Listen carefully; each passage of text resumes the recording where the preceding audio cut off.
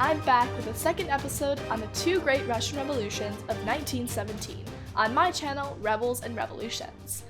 My name is Yulia, and of all the topics that I've covered so far, this one is the most emotionally charged for me given that my family is from Russia.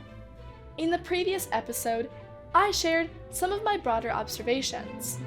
I will devote this one to general conclusions. In the remaining 6 episodes, I will summarize a detailed investigation into the root cause of these historic events.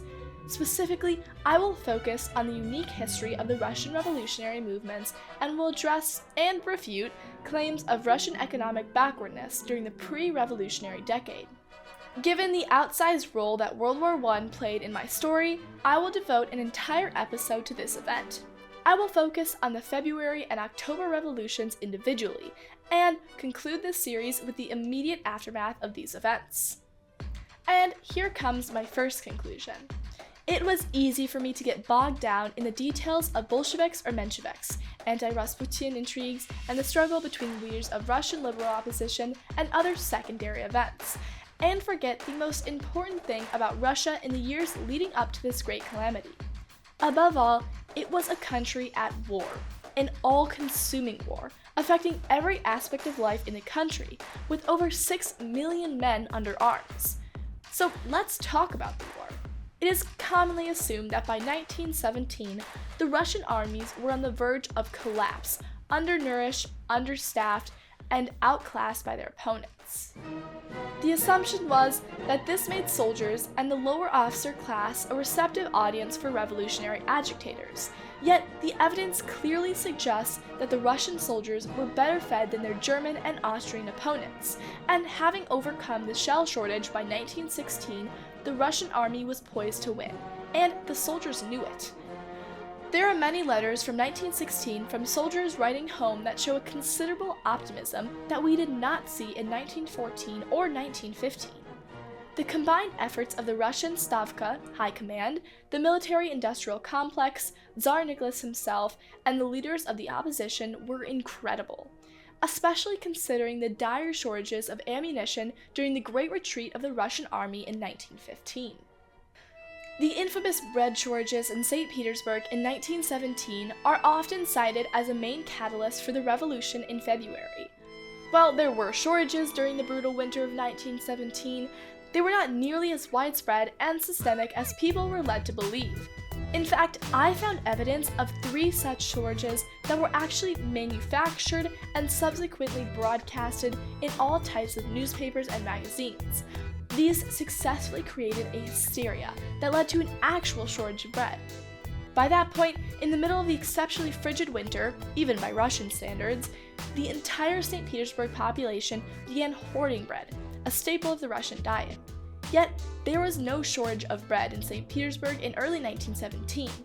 There were sufficient reserves of bread, just not sufficient enough to cover the surge in demand caused by the hoarding. Sound familiar? So what was the cause of the February Revolution? At the end of the day, it all came down to money and power.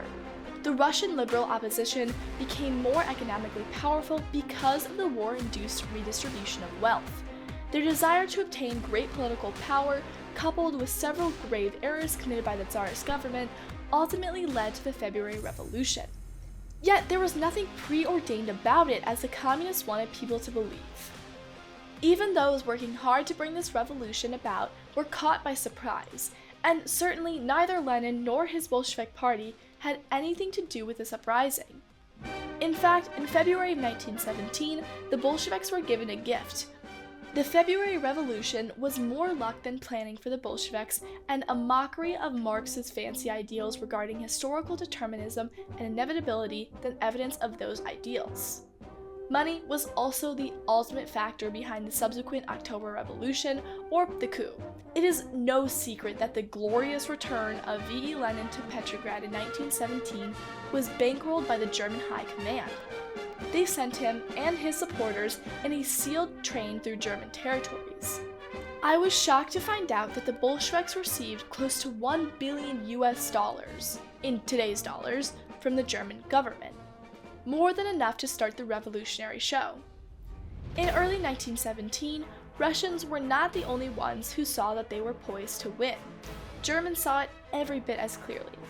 They were becoming desperate and were willing to take a big gamble, or perhaps it was a well-calculated investment.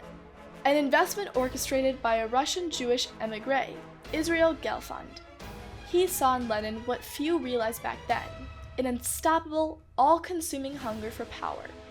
As far back as 1914, Gelfand offered Germans an alliance of Prussian bayonets with the fists of the Russian proletariat. I am convinced that it was the German money that put the Bolsheviks in the game.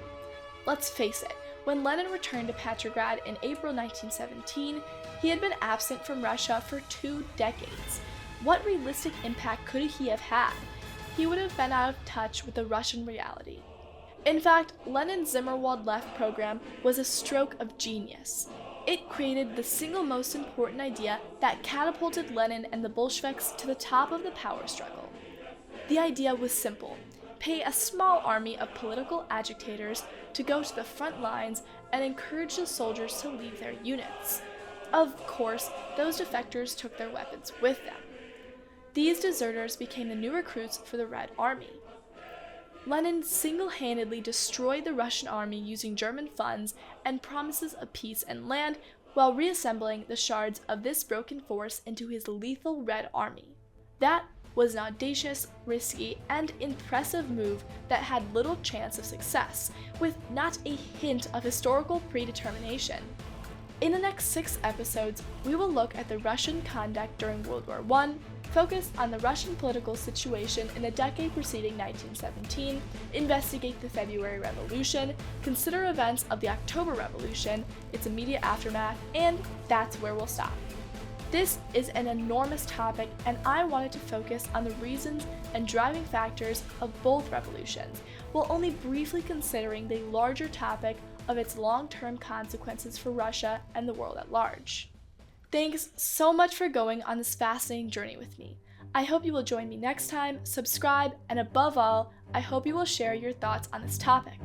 Thank you for watching my channel. Until next time on Rebels and Revolutions.